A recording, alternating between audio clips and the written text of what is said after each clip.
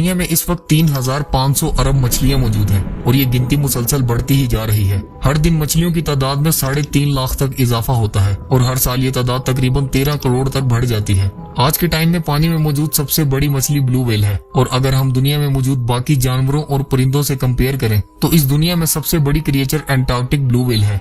ये blue whale तकरीबन 98 foot यानी 30 मीटर तक लंबी होती है और इसका वजन तकरीबन 4 लाख पाउंड्स यानी 1,81,436 केजी होता है, जो पूरे 33 हाथियों के वजन जितना है। हमारी जमीन लगभग 450 करोड़ साल पुरानी है और इस अरसे में कई तरह के क्रिएचर्स इस दुनिया में आए और एक्सटिंक्ट हो गए। तो क्या इतने लंबे अरसे में सिर्फ ब्लू व्हेल ही हमारी दुनिया में मौजूद सबसे बड़ी क्रिएचर है?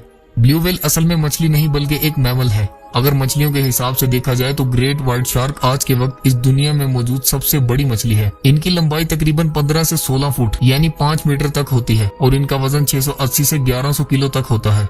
जैसे आज से लाखों साल पहले जमीन पर डायनासोर्स एग्जिस्ट करते थे, ठीक उसी तरह शार्क की भी एक नस्ल आज से लाखों साल पहले दुनिया में एग्जिस्ट करती थी, जिसका नाम था मेगलोडोन।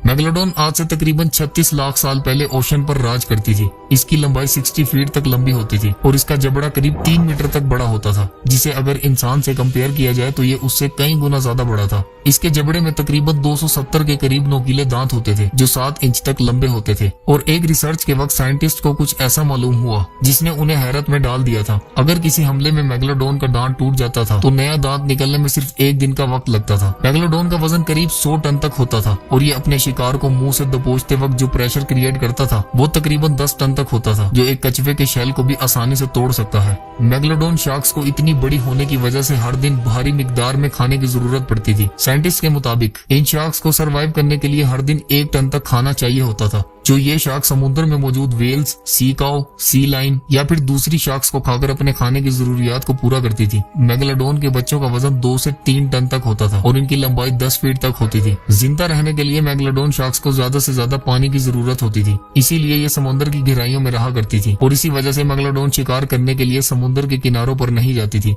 मेगलोडोन शार्क्स का साइज बहुत बड़ा होता था और पानी के लेवल का कम होना इनके लिए जानलेवा साबित होता था। इतनी बड़ी और पावरफुल होने के बावजूद आखिर वो क्या वजह थी जिसकी वजह से मेगलोडोन का हमेशा हमेशा के लिए इस दुनिया से खात्मा हो गया? जैसे डायनासोर्स का खात्मा जमीन पर गिरने वाले एस्टेरॉयड की वजह से हुआ था, तो मेगलोडोन के साथ आखिर ऐसा क्या हुआ था? मेगलोडोन के इस दुनिया से एक्सटिंक्ट होने की वजह आज तक किसी को मालूम नहीं है, लेकिन इनके एक्सटिंक्ट होने को लेकर बहुत सी थ्योरीज दी गई हैं। लेकिन एक थ्योरी ऐसी है जिसे सबसे ज्यादा ट्रू और आइडियल समझा जाता है। उस थ्योरी के मुताबिक वक्त के साथ साथ समुद्र में मौजूद दूसरे क्रिएचर्स एवोल्यूशन की वजह से बहुत तेजी से बढ़ने लगे थे और मछलियों की तादाद में भी बहुत तेजी से इजाफा होने लगा था और इन छोटी मछलियों को बड़ी शार्क्स खा रही थी।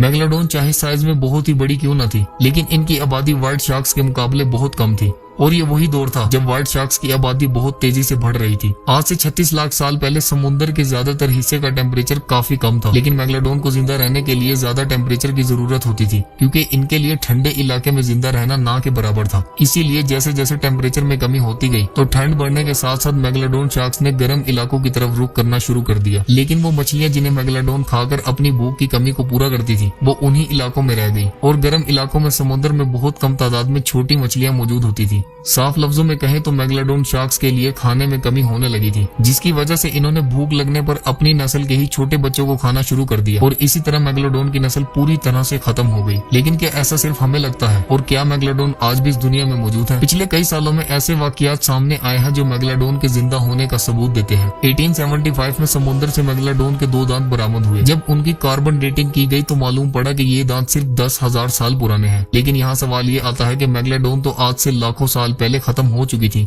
तो इन दांतों की एज 10,000 साल पुरानी कैसे हो सकती है? 2009 में हिस्ट्री चैनल की एक डॉक्यूमेंट्री में गल्फ ऑफ कैलिफोर्निया में एक शार्क मछली को ढूंढने का मिशन किया गया था और उसे लाइव टेलीविजन पर भी दिखाया गया था। यहाँ के लोगों का कहना था कि यहाँ एक बहुत बड़ी शार्क मछली मौजूद है जो बहुत तेजी से इस इलाके की मछलियों को खा रही है। उनका कहना था कि वो शार्क तकरीबन 45 फीट तक लंबी है और अगर ये सच है तो ये एक व्हाइट शार्क बिल्कुल नहीं हो सकती थी क्योंकि उनका साइज सिर्फ 20 फीट तक ही हो सकता था। इस खबर के मिलते ही चैनल की टीम ने समुद्र में जाकर उस मछली को ढूंढने का एक मिशन स्टार्ट किया। लेकिन लाख कोशिशों के बाद भी वहां से कोई मछली बरामद नहीं हुई। मेगलोडोन को लेकर आज भी दुनिया में बहुत सी थ्योरीज मौजूद हैं, लेकिन मैक्सिमम लोग ये ख्याल करते हैं कि मेगलोडोन लाखों साल पहले दुनिया से खत्म हो चुकी थी और पिछले सालों में जितने भी सबूत और पिक्चर्स मिली हैं वो सब फेक हैं। लेकिन क्या मेगलोडोन पूरी तरह से खत्म हो चुकी है या नहीं, इसका अंदाजा लगा पाना बहुत मुश्किल है, क्योंकि बहुत से क्रिएचर्स ऐसे थे जिनको साइंटिस्ट ने एक्सटिंक्ट करार दे दिया था, जो बाद में जाकर गलत साबित हुआ था। ऐसा ही वाकया सिलिकांत नाम की मछली के साथ हुआ था। साइंटिस्ट के मुताबिक सिलिकांत आज से 6.5 करोड़ साल पहले एक्सटिंक्ट हो चुकी थी, लेकिन 1938 में यही मछली साउथ अफ्रीका में मौजूद समुद्र के किनारे पाई गई थी। ये मछली डायनासोर्स के दौर से इस जमीन पर मौजूद है। 1976 से पहले तक साइंटिस्ट को शार्क की एक ऐसी नस्ल के बारे में मालूम ही नहीं था जो करीब 65 मिलियन साल पहले से इस दुनिया में मौजूद है।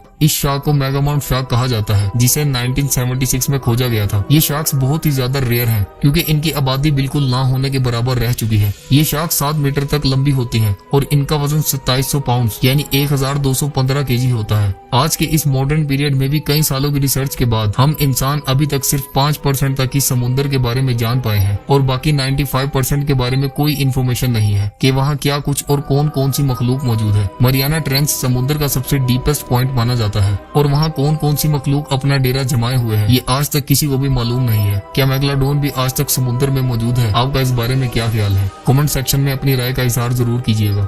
उम्मीद है आप इस वीडियो को लाइक और शेयर करेंगे और चैनल को भी सब्सक्राइब करेंगे। मिलते हैं अगली वीडियो में।